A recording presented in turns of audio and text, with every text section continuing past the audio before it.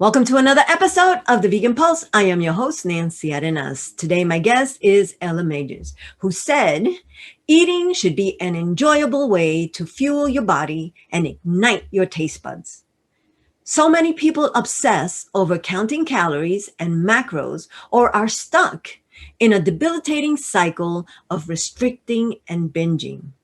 She was one of those people. Learning to love herself and developing a healthy relationship with food and fitness was an empowering process that made her plant strong in body, mind, and spirit. Stick around. I'd like to introduce her to you. Hi, Ella. How are you? I'm well, Nancy. How are you? I am doing good. How is the weather out in Miami, Fort Lauderdale Miami, area? it's been a little crazy the last few days. We had like these big thunderstorms, but it's kind of the time of year that we have those. So alternates between super sunny and hot and stormy. Okay. I lived in Florida, so I remember that. Yeah. I'm happy to be out of that. Well, I love the warmth, so I will take it all. That's the place for you, and Albuquerque is the place for me. There But we go. yes, it is beautiful, and the skies and the sun and everything is awesome. So Ella, tell us about your journey into veganism. Yes, well, my journey started when I was just a kid. So I was actually 7 years old and I had a light bulb moment. And I'll tell you this story real quick. I came home from school one day and we had learned about Daniel Boone. And for anybody who doesn't know who Daniel Boone is, he was one of our first American folk heroes who carried around a shotgun and wore a raccoon hat and, lived off the land. And I said, we learned about Daniel Boone. My mom asked how my day was. And I said, this guy was so mean. He shot animals and he ate animals. What in the world? I was kind of just like confused why he was doing that. And she was just very honest with me and said, well, we're very fortunate. We get to go to the grocery store now. We don't have to do that ourselves anymore. And it was at that moment that I connected the food on my plate with the animal that I was.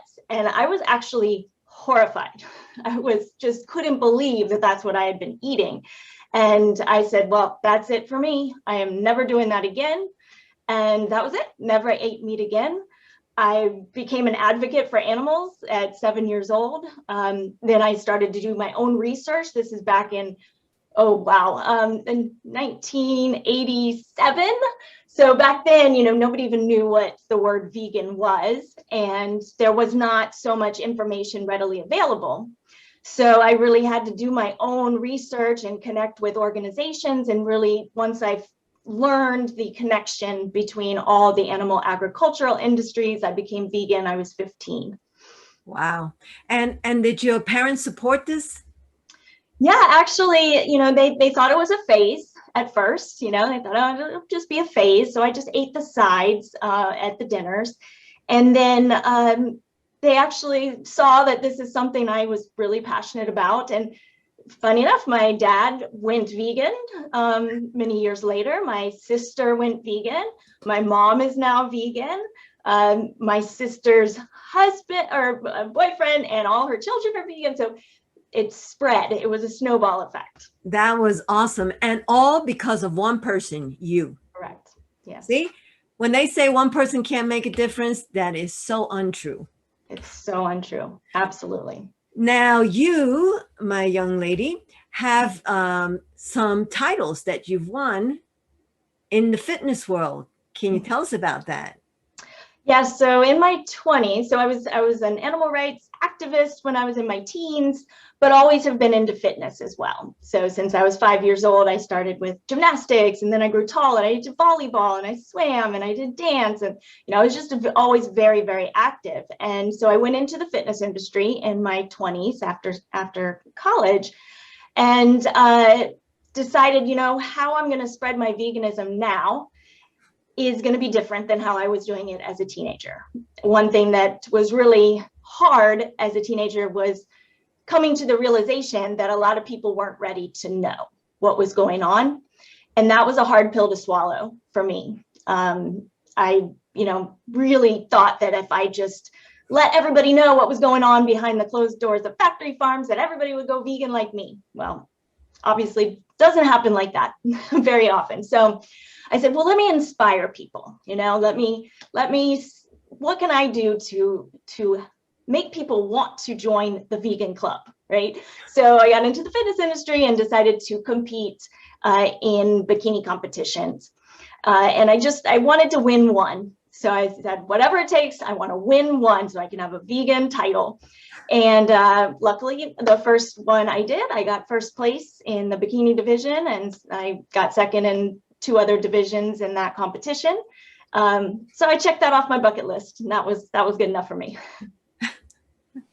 That is awesome. And you also have been named one of the 50 top coaches, fitness coaches. Well, yes, no, Shape Magazine named me among the 50 hottest trainers in America, which was just, any publicity I could get. Bodybuilding.com did an article on me, naming me the personal trainer of the month. And this was, many years ago when, again, nobody in bodybuilding.com, which is the world's largest bodybuilding and fitness website, it just wasn't known that you could be vegan, you could be plant-based and be an athlete and be a bodybuilder. So all of those, things in mainstream media, I really took as wins because it allowed me to spread my message in a larger way. And that's definitely it. I mean, wherever you're at and wherever you're doing, if you can spread that message, that it's terrific. And just 2 things you were saying that, you thought when you went vegan that you just had to tell people about the, cruelty in animal agriculture and everyone would just get on board, because that's the way I felt when I started. Okay, now that I found out, if I just tell people, they'll just want to do it because it's the right thing to do. I mean, they wouldn't want these innocent living beings to suffer. Yes. Yeah. So I did the same thing and then decided, okay, how do I inspire them?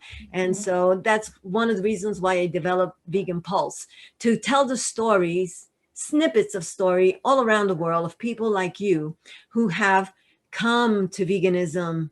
And, everybody has a different story and everyone's can inspire different people. So I'm so, glad that you're on the Vegan Pulse today. Now, thank you for doing what you do. Oh, thank you. And now, can you talk to me about Sexy Fit Vegan? Yes, in 2013, I said, you know what? It's time for me to really focus in a bigger way on veganism. And I love fitness, but my heart and my passion is for the animals. So I developed a brand to really help bring veganism into the mainstream. I called it Sexy Fit Vegan. I'm based out of Miami. I wanted to just make it fun and kind of light and, again, inspirational. So I developed the brand. I wrote a book. I got a book deal with a publishing company and did a little cookbook. And then I started developing coaching programs. So, one big aspect of my business is coaching people who really are looking to become the happiest, healthiest human beings they can become, mostly with the idea that once they can heal inside and be healthy internally, they can better inspire others. So again, it's like that snowball effect. I work really closely and we have an amazing mindset coach who's one of the best in the world, who works with our clients as well. And we work really closely with them so that they can then go off and help other people as well. And now you are based off Miami, but you have resources available to anyone, right? You have a website? Absolutely. Yes. Sexyfitvegan.com is my website. I've done my best to create lots of free resources as well as my paid coaching programs. We have a podcast, the Vegan Life Coach podcast, which has been really inspirational to a lot of people. We've got lots of free resources. We've got a phenomenal group on Facebook called the Empowered Vegan Life Facebook group, which I'm very active in and helping coach people right there in the Facebook group as well. That is great. So a message to those who think that they can't be an athlete and be vegan. You can. No, it's people worry about protein, and all I like to say is that I worked in the fitness industry for over a decade, and what that was mostly about, and it was very disappointing, was about how you looked on the outside, right? So whatever you could do to look a certain way, be a bodybuilder, have the perfect body on the outside, it had nothing to do with health on the inside. And by doing it the plant-based way, it is easy to get enough protein. It's a total myth that we can't get enough protein. In fact, your recovery is easier. Your muscles respond better. You're fueling your body with this clean, live nutrition that makes you just vibrant from the inside out.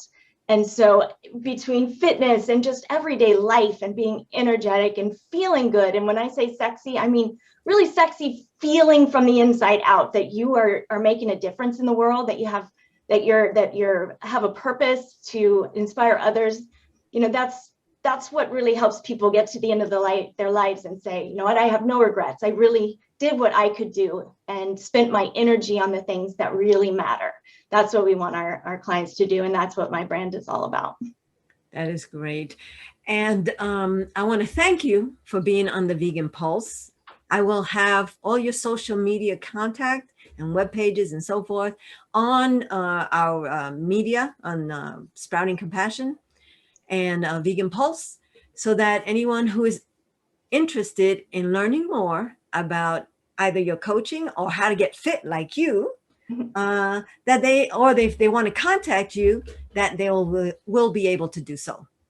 Absolutely. I love connecting with our audience. So please reach out. Thank you so much. Bye-bye. Thank you, Nancy. Bye-bye. Thank you for joining us on another episode of the Vegan Pulse. I am your host, Nancy Arenas. Remember to like us on Facebook, check out our website, and subscribe to our YouTube channel. You don't want to miss an episode. If you have a pulse, you have a purpose. Live vegan.